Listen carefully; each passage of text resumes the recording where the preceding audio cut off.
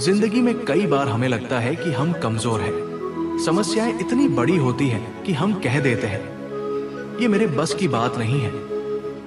कभी पढ़ाई का दबाव, कभी परिवार की जिम्मेदारियां, कभी बीमारी और कभी असफलता हमें रोक देती है। लेकिन आज परमेश्वर का वचन हमें एक नई ताकत और नई हिम्मत देता है। फिलिपियों 4 अध्याय और 13 पद में लिखा है, जो मुझे सामर्थ देता है उसमें मैं सब कुछ कर सकता हूं। इसका मतलब है कि मेरी सफलता मेरी ताकत पर नहीं, बल्कि मसीह की सामर्थ पर निर्भर है। जब मसीह मेरे साथ है तो कोई भी मुश्किल इतनी बड़ी नहीं कि मैं उसे पार न कर सकूं। सोचिए, पौलुस ये वचन तब कह रहा था जब वो जेल में था। हालात कठिन थे, चारों ओर बंदिशें थी, लेकिन उसके विश्वास की आवाज ये थी, मैं सब कुछ कर सकता हूं। यानी ये भरोसा कि चाहे परिस्थिति कैसी भी हो, मसीह की सामर्थ उसे जीत दिलाएगी। बाइबल में दाऊद को देखिए, एक छोटा सा लड़का जब गोलियत जैसे विशाल योद्धा के सामने खड़ा हुआ तो इंसान की नजर में वो हारने वाला था।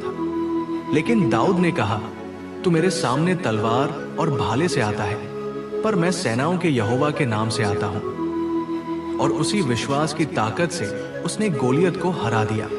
क्यों? क्योंकि दाऊद जानता था कि असली सामर्थ उसके भीतर नहीं, बल्कि परमेश्वर में है।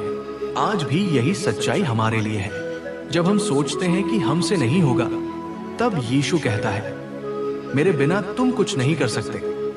लेकिन उसके साथ मिलकर हम वो सब कर सकते हैं जो असंभव लगता है। चाहे आर्थिक तंगी हो, स्वास्थ्य की समस्या हो, रिश्तों में टूटन हो या आत्मिक युद्ध, जब मसीह हमारे साथ है तो असंभव संभव बन जाता है।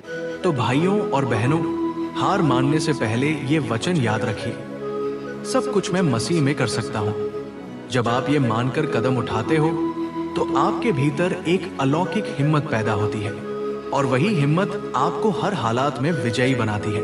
तो आज मैं आपको चुनौती देना चाहता हूं, जब भी कोई समस्या आपके सामने आए तो डरकर पीछे मत हटिए। अपने होठों से ये वचन बोलिए, सब कुछ मैं मसीह में कर सकता हूं। क्योंकि ये सिर्फ शब्द नहीं, बल्कि ये एक आत्मिक शक्ति है जो आपके जीवन की दिशा बदल सकती है।